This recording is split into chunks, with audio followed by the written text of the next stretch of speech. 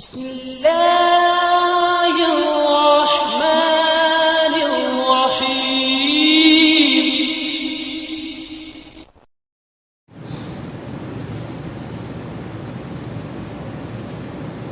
إن الحمد لله نحمده ونستعينه ونستغفره ونؤمن به ونتوكل عليه ونعوذ بالله من شرور أنفسنا ومن سيئات أعمالنا من يهده الله فلا مضل له ومن يضلله فلا هادي له وأشهد أن لا إله إلا الله وأشهد أن محمدا عبده ورسوله صلى الله عليه وعلى آله وأصحابه أجمعين. أما بعد فإن خير الحديث كتاب الله وخير الهدي هدي محمد صلى الله عليه وسلم وشر الأمور محدثاتها وكل محدثة بدعة وكل بدعة ضلالة وكل ضلالة في النار. فأعوذ بالله من الشيطان الرجيم. بسم الله الرحمن الرحيم. يا أيها الذين آمنوا اتقوا الله حق تقاته ولا تموتن إلا وأنتم مسلمون.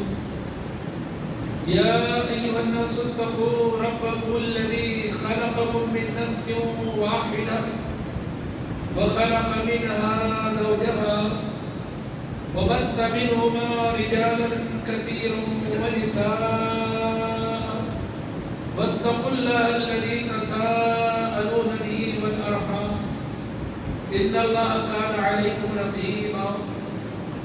يا أيها الذين آمنوا اتقوا الله وقولوا قولا سديدا يصلح لكم أعمالكم ويغفر لكم ذنوبكم ومن يطع الله ورسوله فقد فاز فوزا عظيما.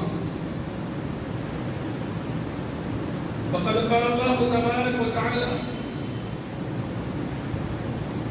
ومن يطع الله والرسول فأولئك مع الذين أنعم الله عليهم من النبيين والصديقين والشهداء والصالحين وحسن أولئك رفيقا.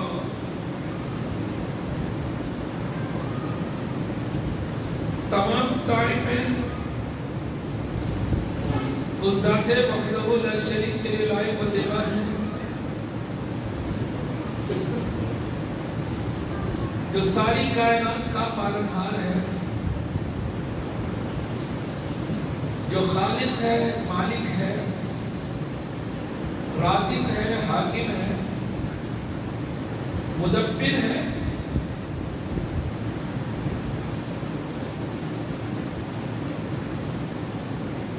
ہر شے کا خالق حقیقی، مالک حقیقی، وعلیم و بصیر و سمیع. اسی نے شریعت اتاری، وہی شریعت ساز ہے. حلال اور حرام کا اختیار وہ اپنے پاس رکھتا ہے. کسی کام کے کرنے کا حکم دینا یا منع کرنا اس کا بھی کوئی اختیار وہ اپنے پاس رکھتا ہے.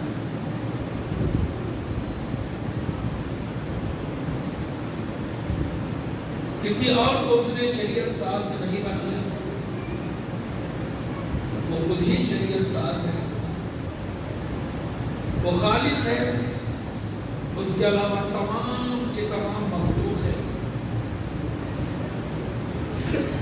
وہ مطیع ہے، اس کی فرمانبرداری کی جائے، تمام کے تمام اس کی اطاعت گزار بنے. بے شمار درود و سلام ہو نبی مکرم و محترم پر، جنہیں اللہ تبارک و تعالیٰ نے تمام چیزوں کی اس کے لیے ہادی و رہنما بنا کر موجود فرمایا. جو اللہ کے بندے ہیں اس کے رسول ہیں. بنی آدم سے ہے، بشر ہے، نور نہیں ہے،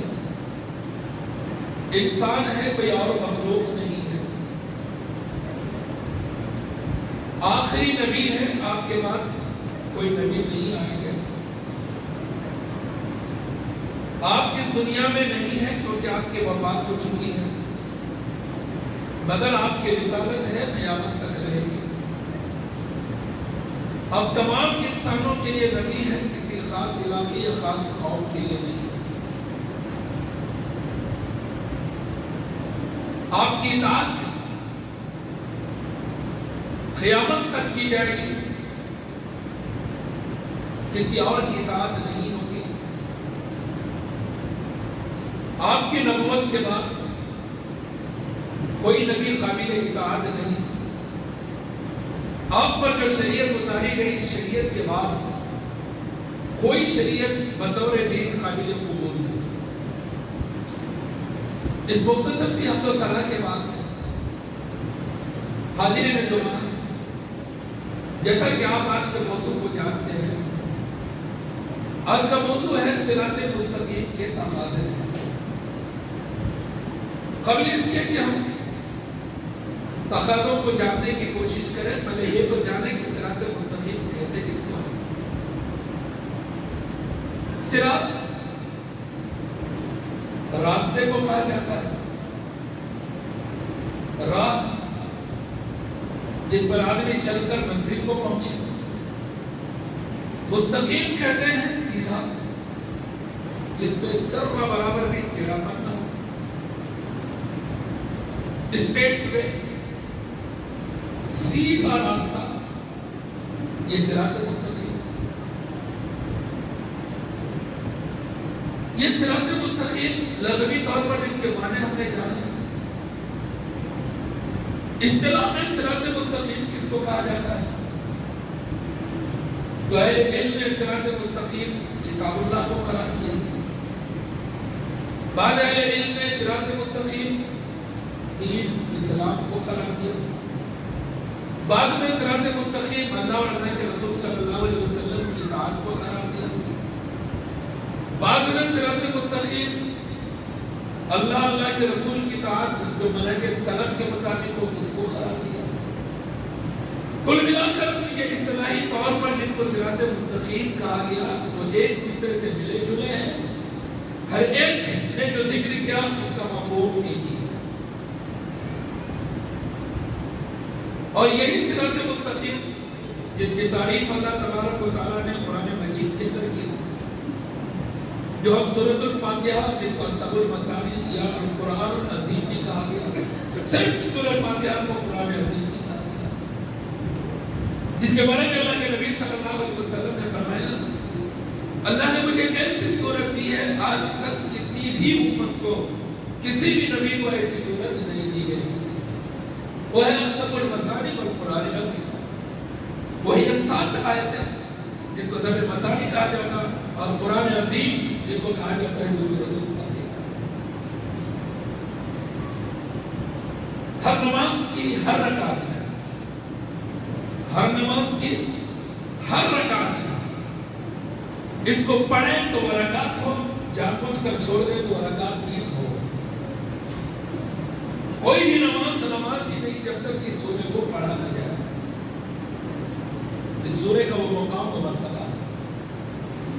اسی سورے کے بارے میں اللہ تبارک و تعالیٰ خود کہتا ہے حدیث قدسی میں، حدیث جناب ابو ہریرہ رضی اللہ عنہ، عن ابی ہریرہ رضی اللہ عنہ قال قال رسول اللہ صلی اللہ علیہ وسلم قال اللہ عز وجل قسمت الصلاة بینی وبین عبدی ولعبدی ما سأل بینی وبین عبدی نصفین ولعبدی ما سأل وإذا قال العبد الحمد لله رب العالمين قال الله حمدني عبدي وإذا قال الرحمن الرحيم قال الله أثنى علي عبدي وإذا قال العبد مالك يوم الدين قال الله مجدني عبدي وقال مرة فوض إلي أمري إياك نعبد وإياك نستعين هذا بيني وبين عبدي ولعبدي ما سأل وإذا قال العبد اهدنا الصراط المستقيم صراط الذین انعمت علیہم غیر المغضوب علیہم ولا الضالین هذا لعبدی ولعبدی ما سأل رواہ مسلم کی حدیث ہے. ابو ہریرہ رضی اللہ عنہ حدیث کلامی ہے، کہتے ہیں کہ میں نے اللہ کے نبی صلی اللہ علیہ وسلم کو فرماتے ہوئے سنا، اللہ کے نبی صلی اللہ علیہ وسلم نے کہا کہ اللہ کہتا ہے، رب کائنات نے کہا یہ صلاح، اس سورت کو صلاۃ بھی قرار دیا گیا، نماز ہی قرار دیا. قسمت الصلاۃ بینی و بین عبدی نصفین، اللہ خود کہتا ہے میں نے اس نماز کو، اس دعا کو، صلاح کے میں نے دعا کے لیے، اس دعا کو میں نے اپنے اور اپنے بندے کے درمیان آدھا آدھا بانٹ دیا ہے، اور میرے بندے کے لیے وہ ہے جو اس نے مانگا، میرے بندے نے جو مانگا میں نے اس کو دے دیا. وہی اپنی ماں سال میرے بندے کے لیے وہ جو اس نے مانگا. جب میرا بندہ کہتا ہے الحمدللہ رب العالمین، اللہ جواب دیتا ہے. اللہ اس کے بدلے میں کہتا ہے جب بندہ سورہ فاتحہ پڑھتا ہے الحمدللہ رب العالمین کہتا ہے تو اللہ کہتا ہے میرے بندے نے میری تعریف کر دی، میری حمد بیان کی. اور جب بندہ کہتا ہے الرحمن الرحیم تو اللہ کہتا ہے حسن علی عبدی، میرے بندے نے میری ثنا بیان کی، میری بڑائی بیان کی، میری کبریائی بیان کی، میرے اوصاف کو بیان کیا، میری صفتوں کا تذکرہ کر دیا. جب بندہ کہتا ہے مالک یوم الدین، بدلے کے دن کا مالک، تمام تعریف اس اللہ کے لیے جو بدلے کے دن کا مالک ہے. اللہ کہتا ہے میرے بندے نے میری بزرگی بیان کی یا اپنے سارے معاملات کو مجھے سونپ دیا، فوض الیہ امری، اپنے تمام معاملات کو میرے سپرد کر دیا. اللہ جواب دیتا ہے. اور جب بندہ کہتا ہے ایاک نعبد و ایاک نستعین، اللہ کہتا ہے یہ میرے بندے کے درمیان آدھا آدھا ہے. میرے بندے نے کہا میں تیری ہی عبادت کرتا ہوں اور تجھے سے مدد مانگتا ہوں. عبادت میں نے لی ہے، مدد میری طرف سے اس کی. ولی عبدی ما سأل، میرے بندے کو وہ جو اس نے مانگ لیا، اس نے مدد مانگی میں نے مدد دے دی. جب بندہ کہتا ہے اہدنا الصراط المستقیم صراط الذین انعمت علیہم غیر المغضوب علیہم ولا الضالین ھذا لعبدی ولعبدی ما سأل. اللہ ان آیتوں کے بعد کہتا ہے کہ بندہ ان آیتوں کو پڑھتا ہے اہدنا الصراط المستقیم صراط الذین انعمت علیہم غیر المغضوب علیہم ولا الضالین. جب بندہ کہتا ہے تو رب کہتا ہے ھذا لعبدی، یہ میرے بندے کے لیے ہے. ولعبدی ما سأل، میرے بندے نے جو مانگا میں نے اس کو دے دیا. اللہ نے ان آیتوں میں صراط مستقیم کس کا اور گمراہی والا راستہ کس کا، اللہ نے کہا اہدنا الصراط المستقیم صراط الذین انعمت علیہم. صراط المستقیم کس کا ہے؟ صراط الذین انعمت علیہم، ان لوگوں کا راستہ جس پر میں نے انعام کیا ہے، وہ صراط المستقیم. جو اللہ تبارک و تعالیٰ صراط المستقیم کا اظہار کرے گا کیسے؟ کیونکہ اللہ کا بنایا کوئی طریقہ ہے، وہ خود غائب ہے کہ کوئی ایمان کا،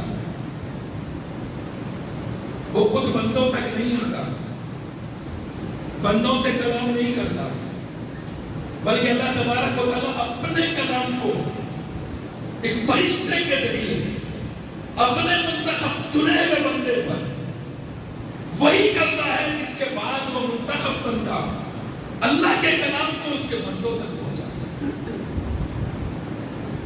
تو اسی لیے اللہ تبارک و تعالیٰ کہتا ہے کہ میرا صراط مستقیم، میرا سیدھا راستہ، میں نے جو راہ صراط مستقیم کے طور پر دی ہے، صراط الذین انعمت علیہم، یہ ان لوگوں کا راستہ ہے جن پر میں نے انعام کیا ہے. اللہ نے کس پر انعام کیا؟ وَلَهَدَيْنَاهُمْ صِرَاطًا مُسْتَقِيمًا وَمَن يُطِعِ اللَّهَ وَالرَّسُولَ فَأُولَٰئِكَ مَعَ الَّذِينَ أَنْعَمَ اللَّهُ عَلَيْهِم مِّنَ النَّبِيِّينَ وَالصِّدِّيقِينَ وَالشُّهَدَاءِ وَالصَّالِحِينَ وَحَسُنَ أُولَٰئِكَ رَفِيقًا. اللہ کہتا ہے، اللہ رب العزت نے ابراہیم علیہ السلام کا ذکر کیا اور کئی انبیاء کا تذکرہ کیا.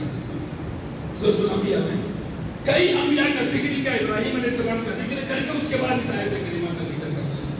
وَلَهَدَيْنَاهُمْ صِرَاطًا مُسْتَقِيمًا. ہم نے تمام انبیاء کو، ہم نے تمام انبیاء کو صراط مستقیم کی رہنمائی کی، ہم نے انہیں سیدھا راستہ دیا. اور جو بھی اللہ اور اللہ کے رسول کی اطاعت کیا یہ انہی لوگوں کے ساتھ ہوگا جن پر اللہ نے اپنا انعام کیا. وہ کون ہے؟ من النبیین، انبیاء والا راستہ، وہ صدیقین والا راستہ، وہ شہداء، اللہ کی راہ میں اپنے گردنوں کو کٹانے والے جو ہے ان کا راستہ، وہ صالحین جو نیک ہیں صالح ہیں ان لوگوں کا راستہ. میں نے ان پر انعام کیا ہے. اور جو اللہ اور اللہ کے رسول کی اطاعت کریں گے لیکن انعام یافتہ لوگوں کے ساتھ رہیں گے. اور یہ وہ انعام یافتہ ہیں جن کے بارے میں اللہ کہتا ہے وَلَهَدَيْنَاهُمْ صِرَاطًا مُسْتَقِيمًا. ہم نے ہی انہیں سیدھے راستے کی رہنمائی کی. تو صراط مستقیم انبیاء والا راستہ، صراط مستقیم صدیقین والا راستہ، شہداء صالحین والا راستہ. وہ راستہ کس نے کیا؟ اللہ نے دیا. اس کی رہنمائی کس نے کی؟ اللہ نے کی. اسی لیے وہی رب کہتا ہے، وہی اللہ رب العزت کہتا ہے جن کو اللہ نے ہدایت دی، رہنمائی دی، صراط مستقیم بتایا، انہی کو مکلف کرتا ہے کہ بلغ ما انزل الیک من ربک. اللہ کے نبی آپ پر اللہ جو اتارا، جو اللہ کی طرف سے آپ پر اتارا گیا ہے وہ لوگوں تک پہنچاؤ. پھر اللہ ان لوگوں کے بارے میں جن پر اللہ نے نزول کیا، احکامات اتارے، ان کے بارے میں اللہ کہتا ہے وَمَا أَرْسَلْنَا مِن رَّسُولٍ إِلَّا لِيُطَاعَ بِإِذْنِ اللَّهِ. ہم نے جتنے رسولوں کو بھیجا ہے، ہم نے جتنے انبیاء کو بھیجا ہے، ہم نے اس لیے بھیجا ہے تاکہ اللہ کے حکم کی وجہ سے ان کی اطاعت کی جائے. نیچے وجہ سے اللہ کی عزت، اللہ کی آرڈر کی وجہ سے ان کی اطاعت کی جائے. اگر اللہ آرڈر نہیں دیتا تو کسی نبی کی اطاعت نہیں کر سکتے. انبیاء کی اطاعت، نبی کی اطاعت اس لیے کرنا ہے کیونکہ اللہ تبارک و تعالیٰ نے اس کا حکم دیا. یہ تمام انبیاء ان کی اطاعت ہوتی ہے کیوں؟ کیونکہ اللہ تبارک و تعالیٰ نے حکم دیا ہے. نبی کو بناتا ہے. انسان، کوئی انسان کسی کو نبی نہیں بنا سکتا. بنائے تو بنانے والا بھی جھوٹا، بننے والا بھی جھوٹا.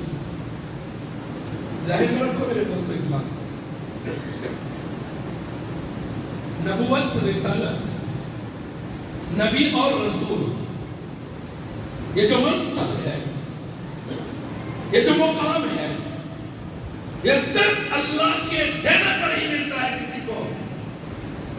اگر اللہ کسی کو نہ دے، نہ وہ نبی بن سکتا ہے نہ رسول بن سکتا ہے.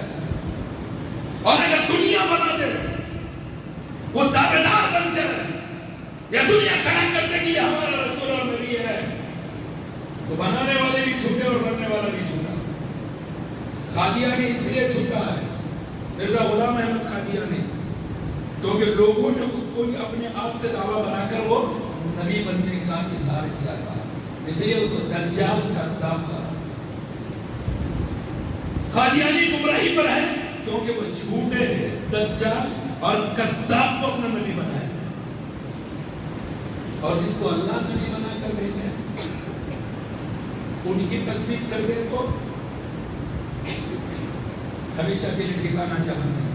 ابو جہل ہمیشہ کے لیے جہنم میں. کیوں؟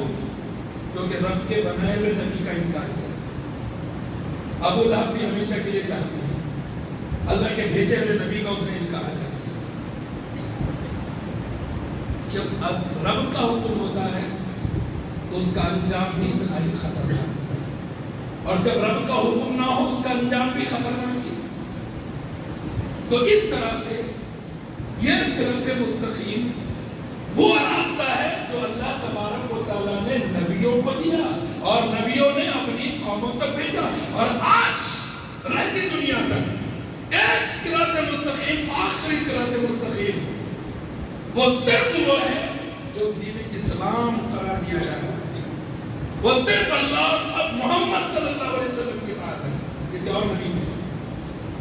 وہی صراط مستقیم.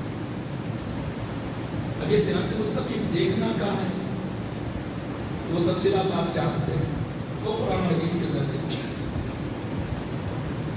اس کے تقاضے کیا ہیں؟ اگر کوئی صراط مستقیم کا دعوے دار ہے کیا تقاضا ہے؟ تو کیا کرنا پڑتا ہے؟ دعوے دار ہے تو عمل کر کے بتانا. کیوں؟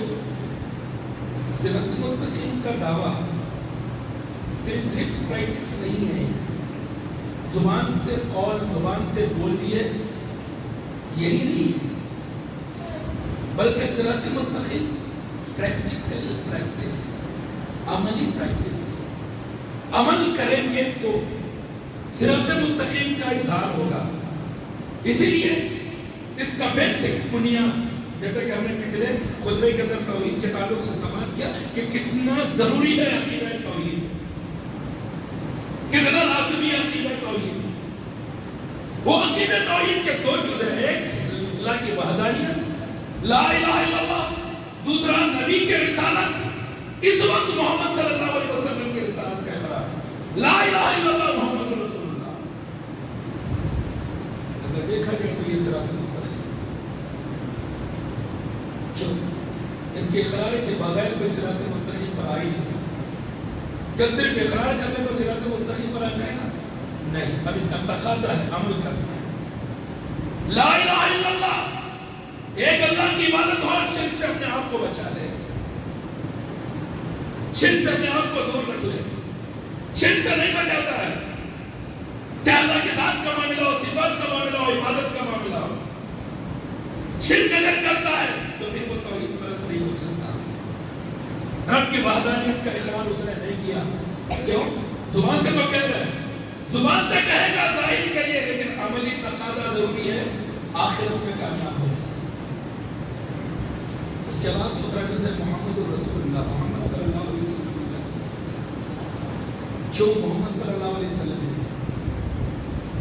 دوسرے کوئی اور کیوں نہیں؟ کیونکہ اللہ تبارک و تعالیٰ نے محمد صلی اللہ علیہ وسلم کو ہی آخری نبی بنایا. کیسے معلوم پڑا کہ محمد صلی اللہ علیہ وسلم ہی آخری نبی ہے؟ یہ جاننا ہر ایک کے لیے ضروری ہے، ہر بندے کے لیے، مسلمان کے لیے ہی نہیں، ہر بنی آدم کے لیے ضروری ہے. کیونکہ اللہ تبارک و تعالیٰ نے ایک مقصد کے لیے انسانوں کو بھیجا ہے. وہ مقصد کی تکمیل انسانی فریضہ ہے، اس کی ذمہ داری ہے. اگر وہ مقصد میں کامیاب نہیں ہو رہا ہے تو اس کا پیدائش بیکار، اس کی تخلیق بیکار، اور جس مقصد کے لیے پیدا کیا گیا ہے وہ مقصد کے قابل ہی نہیں رہا ہو. اسی لیے جاننا ضروری ہے بنی آدم کو اپنے رب کی معرفت، اور رب نے جنہیں رسول بنا کر بھیجا، نبی بنا کر بھیجا، وہ کون ہے، کیوں بھیجا گیا، اور ان کی اطاعت کیوں ضروری ہے. بہت سارے لوگ یہ ضروری نہیں سمجھتے، یہ علم حاصل کرنا بھی ضروری نہیں سمجھتے. بیسیکلی اگر دیکھا جائے، ہر مسلمان چونکہ مسلمان گھر میں پیدا ہوا ہے اس لیے اپنے آپ کو مسلمان بول رہا، مسجد میں بیٹھا ہوا ہے.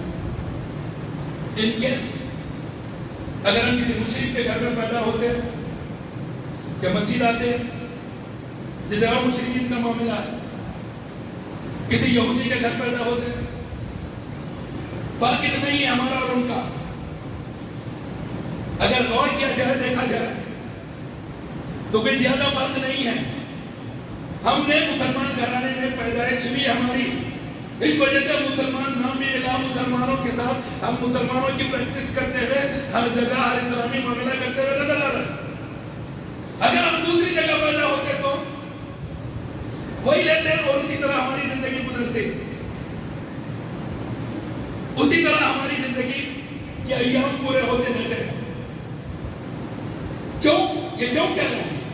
کیونکہ ہم آج تک مسلمان ہو کر بھی کبھی غور نہیں کریں اسلامی تعلیمات کیا ہے، صراط مستقیم کیا ہے، صراط مستقیم پر چلنا کیسا ہے، کیوں ضروری ہے صراط مستقیم پر ہی رہنا۔ اور بہت سارے مسلمان سمجھ بھی نہیں پا رہے کہ ایسا علم حاصل کرنا بھی ضروری ہے۔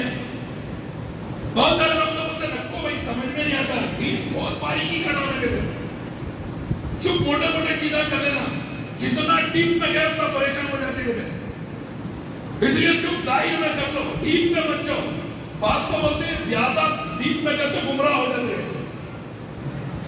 یہ عموماً ہمارے ماحول کے اندر الفاظ چلتے رہتے ہیں، جبکہ ہر انسان کو جاننا ضروری ہے اس زمین پر پیدا ہونے کے بعد اس کے اوپر ذمہ داریاں کیا ہے اور کیوں پیدا کیا گیا اس مقصد کو۔ تو اللہ تبارک و تعالیٰ نے اس کے لیے کتابیں اتاری، اور اس زمانے میں قرآن اتارا۔ اس کتاب کو سمجھانے کے لیے اللہ تبارک و تعالیٰ نے کیا کیا؟ امام بھیجا۔ امام بولے تو ایسا ہو رہا ہے جو نبی سے دیا تھا ہمارے ماحول میں اماموں کی چلتی ہے۔ بہت گہری بات ہے، اس کو سمجھنا میرے کو۔ آج امت مسلمہ پوری کی پوری پریشان ہے نبی اور امام میں، نبی اور امام میں پوری کی پوری امت پریشان ہے۔ اور امام ایسا دنیا نے سوچا کہ جس کو دنیا امام بنا دے وہ امام بن گیا۔ بدبختہ مسجد کا امام بن سکتا ہے، لوگ بنا سکتے، کمیٹی بنا سکتی ہے، کوئی لیڈر، کوئی اپنا رہنمائی کے طور پر کہ ہماری طرف سے یہ ہمارا رہنما ہے، رہبر ہے، یہ ہمارا امام ہم سے آگے رہے گا، بنا سکتے لوگ، امام بن سکتا ہے۔ قوم کا حاکم حکمران بطور امام سامنے رہنے کے لیے ہمارا یہ نمائندہ ہے، نمائندے کے طور پر بنا سکتے ہیں۔ لیکن وہ امام جن کے حلال کو حلال سمجھنا، حرام کو حرام سمجھنا، جن کے جائز کو جائز، ناجائز کو ناجائز سمجھنا، جن کی اطاعت کرنا، جن کی نافرمانی غلط گناہ اور جن کی فرما برداری لازمی، اگر فرما برداری نہ کرے تو انسان گنہگار بن جائے۔ وہ امام بھی اللہ تبارک و تعالیٰ نے بطور نبی اللہ ہی نے بنایا ہے۔ جیسے ابراہیم علیہ السلام کے تعلق سے اللہ کہتا ہے وَإِنِّي جَاعِلُكَ لِلنَّاسِ إِمَامًا، ابراہیم میں تمہیں لوگوں کے لیے امام بناؤں گا۔ اور اللہ تبارک و تعالیٰ کی دوسری آیت کو بھی کہا وَجَعَلْنَاهُمْ أَئِمَّةً يَهْدُونَ بِأَمْرِنَا، اور ہم نے انہیں امام بنائے ہیں، ہم نے انہیں امام بنائے ہیں تاکہ وہ ہمارے حکم، ہمارے آرڈرز کے اعتبار سے ہدایت کا راستہ لوگوں کو دکھائے۔ تو امام بھی اللہ بناتا ہے، اور جو امام ہوتا ہے نا وہ معصوم ہوتا ہے۔ اس لیے تمام انبیاء معصوم ہیں، ان سے غلطی نہیں ہوتی، ان سے خطا نہیں ہوتی، ان کی زبان سے جو بھی نکلتا ہے وہ حق ہوتا ہے، وہ سچ ہوتا ہے۔ اسی لیے جو امام ہے وہ رب کے بنائے ہوئے ہیں، ان کی اطاعت لازمی ہے۔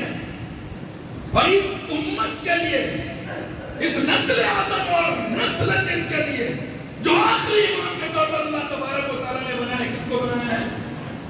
محمد صلی اللہ علیہ وسلم کو۔ اسی لیے اب امام کی اتباع ضروری ہے۔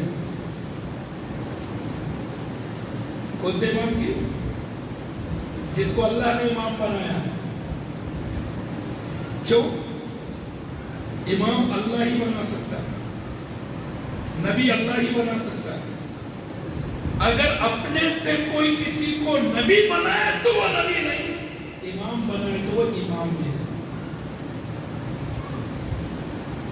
ہم سوچ رہے نا خالی اماموں کو ماننا نہیں ماننا، ارے لوگوں نے جن کو امام بنایا ہے، اور آج جتنا امام کو مانو مانو مانو بول کر فورس ہوتا ہے، ہم سوچ رہے کہ نارمل ایسی ہی ہے، ایسا نہیں ہے۔ بہت خطرناک لاجک ہے اس کے پیچھے، وہ مقام، وہ مرتبہ، وہ رتبہ، وہ معاملہ، وہ اطاعت کے احکامات امام بنا کر اماموں کو دے دیے گئے۔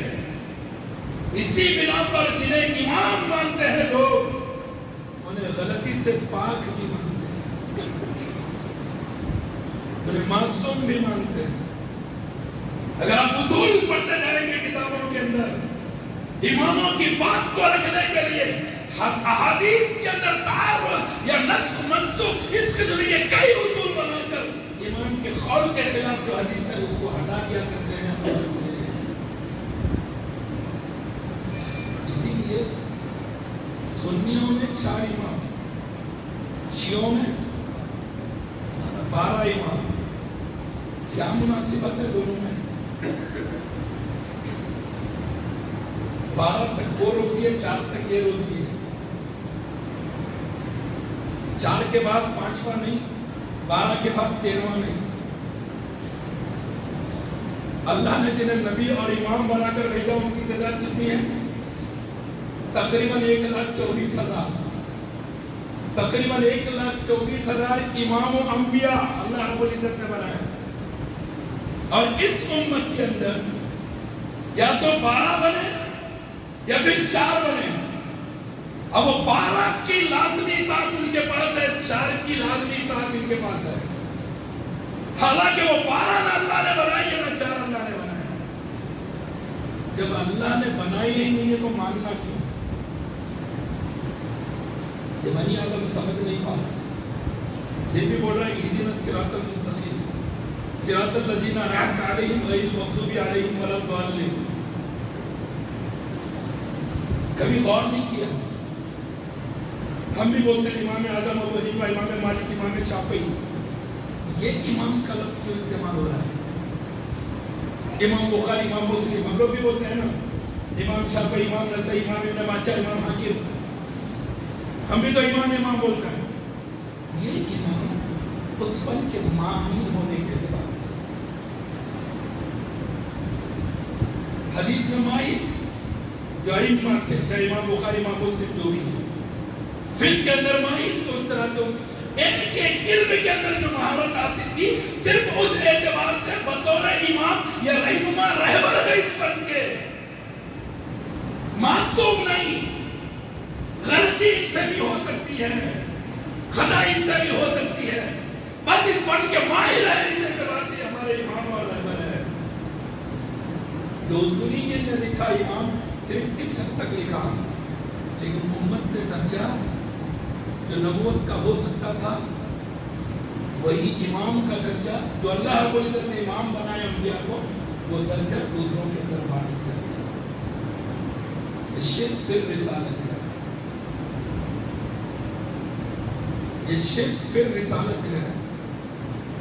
اماموں کو انبیاء کی طرح اگر معصوم مان کر ان کی تقلید کو جو لازمی قرار دیا جا رہا ہے، بولا جاتا ہے کہ چاروں میں سے کسی ایک کو نہ مانیں گے تو گمراہ ہو جائیں گے۔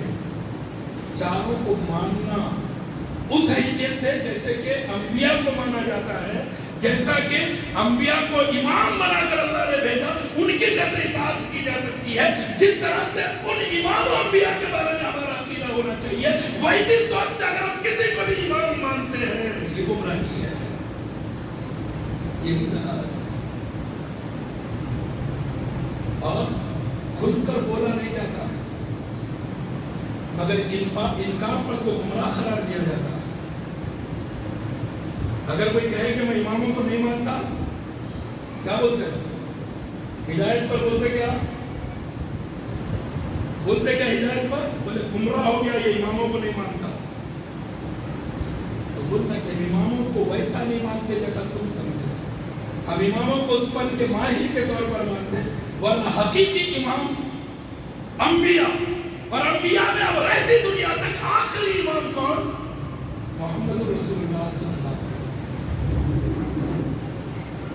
یہ مقام اور مرتبے کو نہ سمجھنے کی وجہ سے آج ٹھیک ہے یہ جو فرقے واریت، گروہ بندیاں، الگ الگ جماعتیں بننے کی وجہ کیا ہے؟ کبھی ہم نے غور کیا؟ فرصت کا غور کرنے کی ہر چیز میں آپ غور کر سکتے ہیں. معمولی ایک نوجوان کو ایک ٹی شرٹ بھی خریدنا ہے تو کم سے کم آدھا ایک گھنٹہ لگا لے گا. برانڈ دیکھیں گا، کپڑا دیکھیں گا، کوالٹی دیکھیں گا، ساری چیزیں غور فکر کے بعد اس کے بعد خریدے گا. اس قسم کی کئی مثالیں دی جا سکتی ہے. الحمدللہ آپ سمجھدار ہیں، سمجھیں گے. لیکن کبھی دین کے بارے میں بھی ہم نے ایسا غور کیا، تدبر کیا؟ دین کے لینے سے پہلے بھی ایسا سمجھنے کی کوشش کی کہ دین کیا ہے، دین کہاں سے لیا جائے، دین کس سے لیا جائے، دین کہاں کس کو جاتا ہے؟ کبھی ہم نے غور و فکر کیا؟ بس مسلمان نام ہے، چل رہا ہے، جیسی بھی زندگی گزر رہی ہے. آج یہ جو فرقے واریت کا معاملہ ہے یہ صراط مستقیم کو چھوڑنے کا نہیں. جو صراط مستقیم پر اس کا تقاضا یہ ہے کہ جماعتوں سے، مسلکوں سے، گروہوں سے اپنے آپ کو بچا لے تو صراط مستقیم پر کیسا بچے گا؟ اللہ نے حکم دیا وَاعْتَصِمُوا بِحَبْلِ اللَّهِ جَمِيعًا وَلَا تَفَرَّقُوا.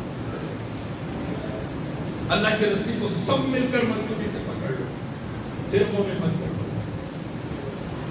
اللہ نے روکا ان الذين فرقوا دينهم وكانوا شيعا لست منهم في شيء. بے شک وہ لوگ جنہوں نے اپنے دین کے ٹکڑے ٹکڑے کر دیے، ان الذين فرقوا دينهم، جنہوں نے اپنے دین کے ٹکڑے ٹکڑے کر دیے، وكانوا شيعا، خود گروہوں میں بڑھ گئے، لست منهم في شيء. اللہ کے نبی ذرہ برابر بھی ان سے آپ کا تعلق نہیں.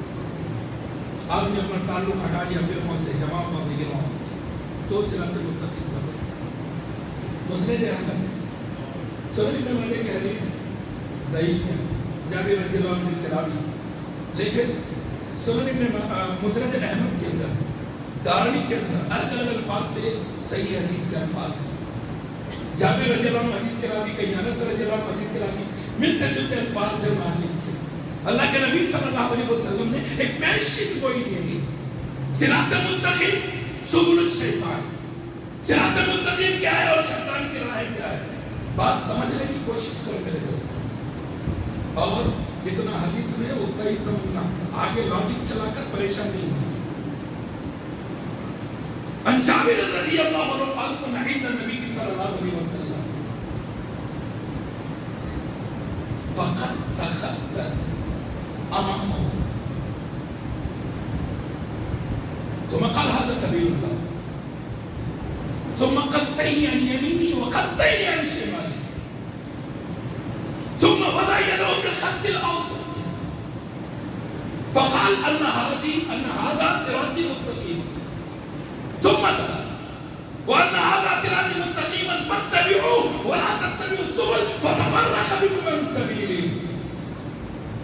اس حدیث میں الفاظ ہے. دوسری جگہ ہے وقد تخطيت قال هذا سبيل الله وهذا سبل الشيطان. جابر رضی اللہ عنہ کہتے ہیں کہ اللہ کے نبی صلی اللہ علیہ وسلم کے پاس بیٹھے ہوئے تھے. اللہ کے نبی صلی اللہ علیہ وسلم نے اپنے سامنے ایک لمبی سیدھی لکیر کھینچی، پھر آپ نے اس کے دائیں دو لکیریں کھینچی، پھر آپ نے اس کے بائیں دو لکیریں کھینچی، پھر آپ نے سیدھے راستے پر جو سیدھی جو لکیر تھی اس لکیر پر آپ نے اپنی انگلی کو رکھا، پھر انگلی کو رکھ کر کہا یہ میرا سیدھا راستہ ہے، یہ میرا سیدھا راستہ ہے. پھر اللہ کے نبی صلی اللہ علیہ وسلم نے قرآن مجید کی آیت کریمہ تلاوت کی وَأَنَّ هَذَا صِرَاطِي مُسْتَقِيمًا، اور یقین یہ میرا سیدھا راستہ ہے، فَاتَّبِعُوهُ، اس راستے کی اتباع کرو، وَلَا تَتَّبِعُوا السُّبُلَ، اور راہوں کی اتباع مت کرو. اور راہیں کیا تھی؟ دائیں دو بائیں دو، کتنے ہو گئے؟ کتنے؟ 4. اور پوری امت مسلمہ 4 میں پریشان ہے. اور اللہ کے نبی نے کہا میرا سیدھا راستہ ایک تقاضا ہے صراط مستقیم کا. اگر کوئی چاہتا ہے اس صراط مستقیم پر رہے، دائیں بائیں کے جو 4 راستے ہیں ان کو چھوڑ دے. آدمی ان راہوں میں رہ کر صراط مستقیم پر نہیں رہ سکتا. اللہ کے نبی صلی اللہ علیہ وسلم نے اسی کو وعدے کیا یہ میرا سیدھا راستہ ہے، فاتبعوا، اس سیدھے راستے کی اتباع کرو، ولا تتبعوا السبل، اور راہوں کی اتباع مت کرو، فتفرق بکم عن سبیلی، یہ راستے تمہیں سیدھے راستے سے کاٹ دیں گے. اور آج امت کٹی ہوئی ہے. ایک وقت تھا یہ امت نے اپنے مسلکوں کو، گروہوں کو ناموں سے منسوب کیا تھا. کب؟ جب شروعات ہوئی تھی حنفی، مالکی، شافعی، حنبلی. اب آگے بڑھنے کے بعد نام بھی نہیں رہے ان کے، اب الگ الگ شہروں سے نسبتیں ہو گئی ہیں. خاص کر چونکہ ہمارے علاقے کے اندر اکثریت کس کی ہے؟ حنفی کی ہے، احناف کی اکثریت ہے. اس لیے اس احناف کی اکثریت میں 2 بڑے گروہ، کون سے 2 بڑے مرتبے کے گروہ؟ کون سا؟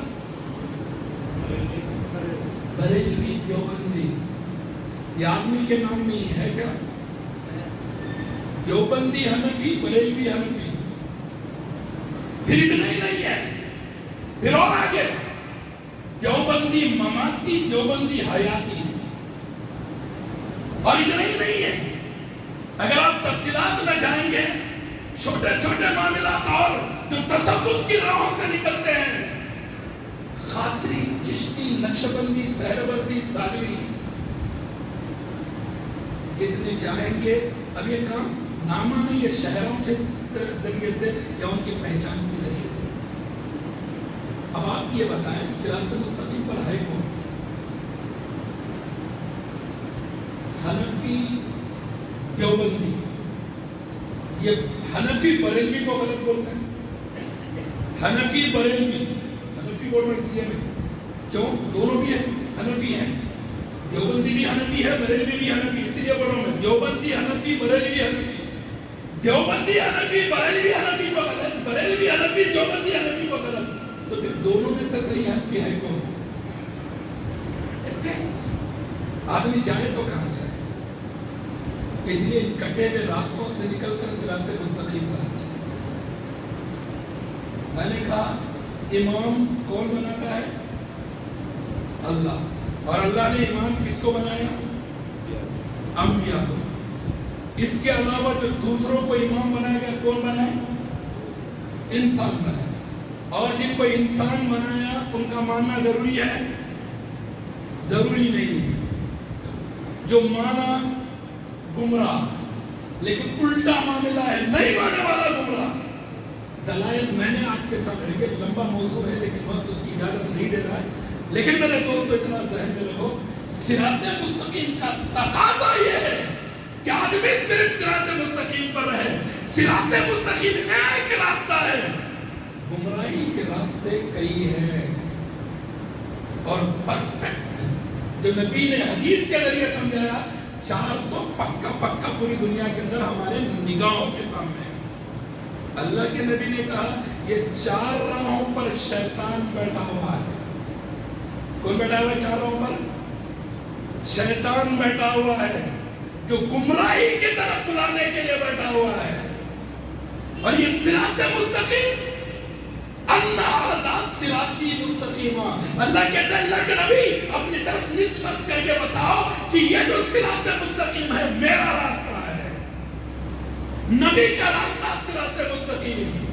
دنیا نے جن کو امام بنایا ان کا راستہ، یہ جو صراط مستقیم سے کٹے ہوئے راستے ہیں وہ راستے گمراہی کے راستے ہیں.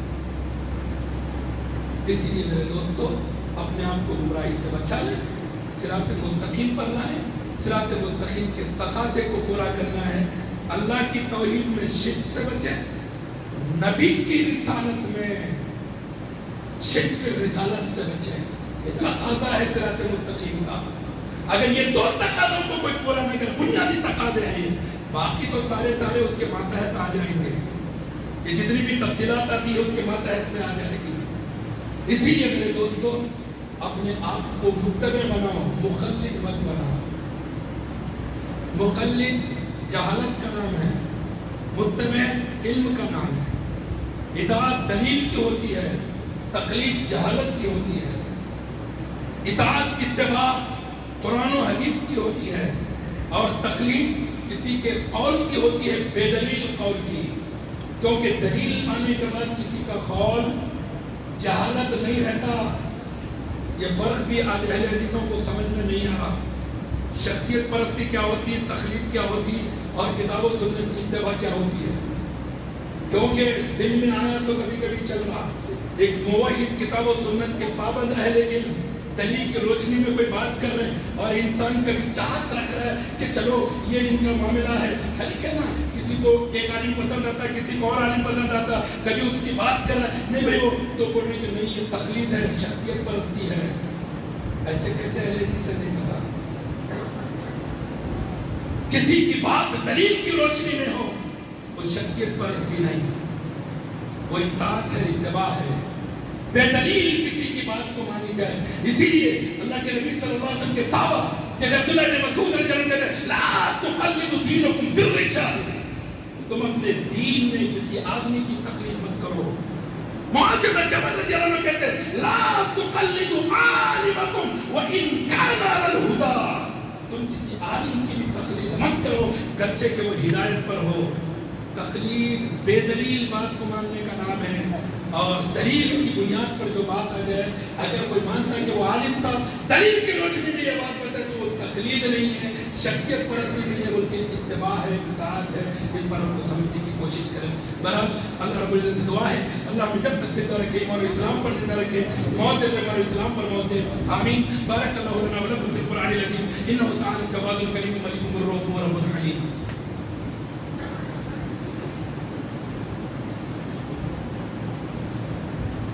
إن الحمد لله نحمده ونستعينه ونستغفره ونؤمن به ونتوكل عليه ونعوذ بالله من شرور أنفسنا ومن سيئات أعمالنا من يهده الله فلا مضل له ومن يضلل فلا هادي له وأشهد أن لا إله إلا الله وأشهد أن محمدا عبده ورسوله صلى الله عليه وعلى آله وأصحابه أجمعين. أما بعد، اللهم اغفر للمؤمنين والمؤمنات والمسلمين والمسلمات الأحياء منهم والأموات. اللهم اعز الإسلام والمسلمين واخذل الكفرة والمبتدعة والمشركين. اللهم انصر من نصر دين محمد صلى الله عليه وسلم واجعلنا منهم. اللهم اخذل من خذل دين محمد صلى الله عليه وسلم ولا تجعلنا منهم. وآخر دعوانا الحمد لله رب العالمين.